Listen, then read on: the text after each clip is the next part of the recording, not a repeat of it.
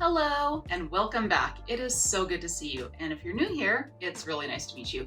I'm Monty, and on this channel we talk about all things science fiction and fantasy, especially when there's a little bit of romance involved. And today we're talking about some nonsense. Nonsense science fiction romance. It's the best. It's the best kind. Today we're going to be talking about Honey Phillips series Cyborgs of Mars. And I'm sorry I hesitated when I said that because I want to always say Cyborg Cowboys of Mars, but no, it's Cyborgs of Mars and it's by Honey Phillips. So what I hope to do is just kind of give you a really brief overview of the concept and plot of this series. I'll go through and name the books. I'm not going to give you any details on them. You'll have to read them yourself. And then what I thought about this series. So without further ado, let's get into it. All right, so here's the plot overview. Really quick. Pretty much Earth is this polluted, overpopulated planet, right? So the government of Earth decides, let's terraform Mars. Sounds like a grand idea. I mean, it's kind of happening now, right? Or at least we're trying to. So they're going to go ahead and terraform Mars. And in order to do that, because Mars' atmosphere is so uninhabitable to humans, the Earth government sends up these cyborg soldiers. And once the cyborgs get up there, they work at the poles to try to make the atmosphere more suitable for humans to breathe. They don't 100% do that because, yeah. But they do go ahead and get everything ready. They set up a town. They set up everything for these human settlers to come.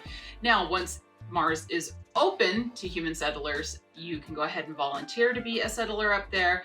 And if you do, you have a couple of choices. You can go work at the poles, you can go work in mines, or you can get a claim. If you do go ahead and take the government claims, you get a plot of land, and you have to work it for 5 years before you own it. And by working it, I mean you have to plant this like lichen that's supposedly supposed to help the atmosphere up there. There's other like plants and stuff, and you can keep like livestock like chickens and stuff. So that's pretty much where we're at. Just to kind of give you a brief overview of what this series is really about. It's all about settlers going up to Mars. And once the cyborgs are kind of done terraforming and they open the planet up to settlers, some of the cyborgs stay working at the poles as like foremen. Some go to mines and work as foremen, and the others are reassigned as rangers. So they become the law enforcement officers of the settlement. And they take care of the laws in the town, and they also ride like the range to like check on the settlers out on their claims. So let's go through these books really quick. There are 5 total books in this series, 1 being a prequel, the rest full-length novels, and yeah. As you can probably think about cyborgs and, you know, cyborgs being up on Mars and being like rangers of this town, it's nonsense silliness, but let's talk about them really quick. All right, so first up is the prequel. This is High Plains Cyborg, and this is only 56 pages. It is a very short read, and it is Joe and C487's story. C487 is also known as Clint. So book 1 is The Good, the Bad, and the Cyborg. This is 210 pages. This is Hattie and M231's story. M231 is also known as Morgan. Book 2 is A Fistful of Cyborgs, and it's 156 pages. This is Addie and S756's story. 756 is also known as Sam. Okay, so book 3, For a Few Cyborgs More, is 150 pages, and this is Daisy and J817 and B669's story. J817 is also known as Jonah, and B669 is known as Billy. Yes, this is our polygamist cyborg story within the Cyborg Cowboys on Mars series. Yes. Book 4 is The Magnificent Cyborg. It is 209 pages. So this is Cherry and W246's story. W246 is also known as Wyatt. And then finally we have book 5, and book 5 is The Outlaw Cyborg. It is 170 pages. This is Serena and J100 story, J100 also known as John. So I was wrong, there's 6 books, 5 main books and a prequel. All right. So let's talk about what I liked about this series. First off, I mean, it's fun. I love the concept of this. I love the concept of this weird kind of mesh between science fiction and Western, and this whole idea of these cyborg cowboys up on Mars helping these settlers. I also love that, like, Mars is uninhabited, so as we're colonizing and settling Mars, we're not stealing land from anyone. So fabulous. Love that. And like I said, it was a fun story. I think Honey Phillips has some of the best ideas and concepts in her books. I think she's super talented. She's very, very creative. And they were all really light reads. There were some really good characters. I loved the world building. And we do get a couple of like subplots that were really interesting. We get to learn that like Earth's government and military isn't like on the up and up, and they're not as honest as one would hope they would be. I mean, I'm sure everyone's like shocked by this revelation, right? And then we also get the story of a scientific research company that is up on Mars helping to terraform it and everything, called Gen Con. And Gen Con is definitely a company that they are not what they seem. They are not on the up and up at all. So there is this really good through plot through it that kind of keeps you interested and you kind of want to find out what's going on. So another thing I really liked about this series is kind of how cheeky it is. I really appreciate the fact that Honey used some old Western movie titles and reworked them for her book. I mean, we have like High Plains Drifter, we have The Good, the Bad, the Ugly for a few dollars more, A Fistful of Dollars, and then we have The Outlaw Josie Wells. I mean, she really did a good job, and I think it's funny. It's a nice little nod to the old Western genre in movies. And if you notice, all her cyborg characters are also either named after kind of like famous Western characters or actors that were in the films. Like we have like Clint Eastwood, we have Morgan Earp or Morgan Freeman. It could be interpreted either way. Sam Elliott, Jonah Hex, Billy the Kid. You get it. Like even, and then John is like John Wayne.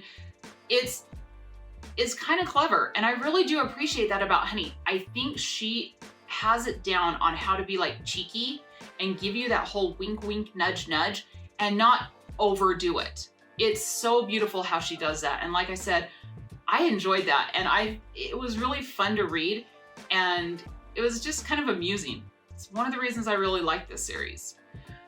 What I didn't like, and this is no disrespect to Honey Phillips, but, and also I'm gonna put the disclaimer out there, this is just my opinion and I am just some rando on the internet, so if you disagree with me, that's totally cool. Like, literature is definitely subjective, so we can all have different opinions, and that is no big deal. And my opinion, if it is different from yours, is no reflection on you.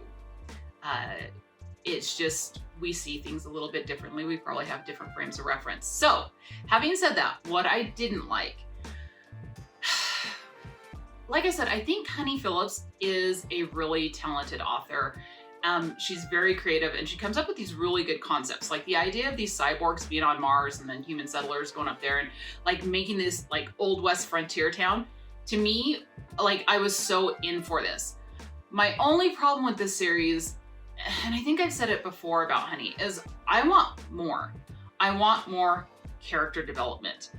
I think she does really well with world building, and I think her plots are kind of paced kind of well. But what loses me is everything happens so fast sometimes, and there's like really no character development. Even though we do get a lot of backstories for these characters, I think where I'm missing things is when, you know, for lack of better words, this is, with the exception of the one where we have the polygamous relationship, this is definitely an M to F traditional hetero romance series. So when our hero and our heroine meet, it's almost like I'm just, to be honest, I'm a little bored of insta love. You know, this whole idea that like these people meet and they instantly know that they're fated. And, you know, in the traditional beats of a romance book, there's always that, you know, why they can't be together and having to come work through that, and the stakes in the story get raised, and then sometimes there's even a second like why they can't be together before they finally have like this dark night of their soul in crisis and realize they have to be together.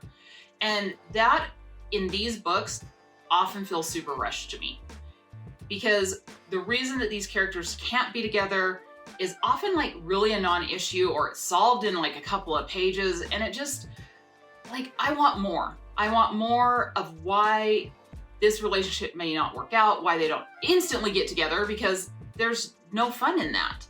And I just think that's a little lacking in Honey's books a lot of times. I think we kind of rush through that very quickly, and the characters are just together and everything works out. I think all the stakes of the relationship come from external things happening in the plot, and there's really no like internal conflict for any of these characters, or if there is, it's brushed aside so quickly or solved so quickly. I just want more. And like I said, that's not to take away from Honey. Like I said, I think she's very talented, a lot more talented than me, because I can't write anything. But if I had to say anything, that's what I would want from these books. Now, there is one other thing. It's a trope that I've been seeing a lot in romances lately, and I'm really tired of it, and I really don't like it. And it's very prevalent throughout this series. And that's like when you have these kind of alpha male characters, which I have no problem with alpha males, like whatever. But when you have these very alpha male characters, and when they like get with their ladies, when their ladies talk to someone else, especially if it's another guy, like they could just be having some kind of conversation about the weather. It seems like it's written so much that these guys are like, they get so like, like over like bearing. And in this book, the way it's described is like these guys will growl. Like there's one scene where a cyborg and his lady have been traveling, and they're like in these horribly dirty clothes. They get to the settlement where there is another married couple living, and they decide to stay with them. And the guy of the married couple offers the cyborg's lady, try not to give away any names here, a nightshirt to sleep in. And she tells the cyborg, well, I didn't accept it because I knew you wouldn't like that. And he, like, the moment she says that the guy had offered her a nightshirt, he growls. First off, the whole idea of just guys growling is so weird to me. Like, if that happened in real life, like if I was out with Mr. B and I did something and he growled at me, I'd be like, do you need to go to the hospital, sir? Is there something wrong with you? Like, do we need to go to the ER? And it's just ridiculous to me. I hate that. And I also hate the implications in these books of what it means. It means these guys are so overprotective, and like there's these blatant insecurities in them that if their lady, woman, whatever you want to say, companion, spouse, mate, whatever, talks to another member of the opposite sex, they're so insecure with themselves and insecure with their relationship that they got to be all territorial. And I think why this bothers me is because, check it out, people are not objects. People are not possessions. You can't own another person, and you certainly can't control another person. That is not how healthy relationships work. That to me reads so toxic, and I keep seeing it more and more, and I don't like it. I'm over it. And I don't like the implications that it's kind of saying that anytime a woman talks to a member of the opposite sex, that opposite sex somehow has a thing for her or desires her, because that's not how it works. I have plenty of friends and colleagues that are male or male identifying, and guess what? It's completely platonic. You know what I mean? Like, and if I went through life thinking that every person of the opposite sex, the only reason they were talking to me is because there was that like weird idea of like desire behind it. Oh my gosh, like how could you get through life thinking that? So I don't like what this trope kind of says in these books, and I'm really getting over it. And honestly, to tell you, what I've been reading lately is I've been reading a lot more of M to M romances because they don't have this in them. It's focused so much more on interpersonal dynamics and relationships between the characters and how that builds. I find them to be a slower build in the romance department, and really almost like a study of just their relationships as the plot kind of unfolds. And I am so much more comfortable when I'm in a book that doesn't have this weird territorial possession of one person over the other, that I've been gravitating towards them a lot more, just because so many of the traditional hetero M to F romances I've read all kind of have the same trope in them. And at first it was like, whatever, but now I'm like, just getting tired of it. Now, to say, once again, I'll say it, if you love this trope, if you love the heroes in these books to be super like possessive and everything, fine. We can disagree on this.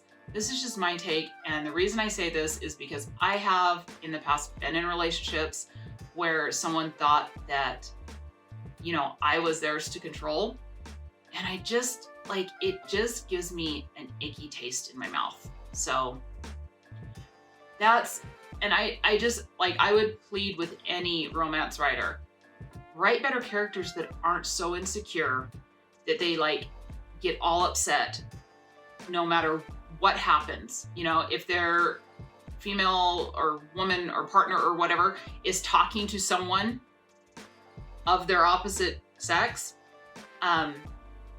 they don't have to get possessive. They don't have to get that way. Write more secure characters. That's what I want to see. I want someone that's secure in themselves. So that was a big long rant, and that is not to take away from any authors I have read in the past or anyone that does use these tropes. It's just my opinion. I'm just some rando on the internet, so what do I know anyway? So in conclusion, I gave each of these books about 3 stars. They were all okay. They were fun little reads. The things that kind of bothered me, I could roll my eyes at and get past. It wasn't something that made me DNF any of these books. I do want more though. I want more development in these books so bad. That's why they don't get higher than 3 stars. But let me know down in the comments below, have you ever read Cyborgs of Mars by Honey Phillips? Did you enjoy the series? Do you agree with me? Do you disagree with me? And let me know if you haven't read it, is this something you might be checking out? Look, if you like silly little romances that are very easy to read, you want some sci-fi and you want it done really cheekily, it's a great series. It's a fun little read. Also, if you did enjoy this video, do consider giving me a little bit of love on this channel. You can give me a thumbs up and give me a little like here. And if you'd like to see more from me, do consider hitting that subscribe button. That way you always know when I post. And I'm gonna be honest, what I'm gonna be talking about coming up is not these silly little romances. What I've been reading lately is much different. And so I think we might be taking a little bit of a turn in this channel. So I hope you guys are all along for the ride. And until next time, please take some time for yourselves and love you. Bye.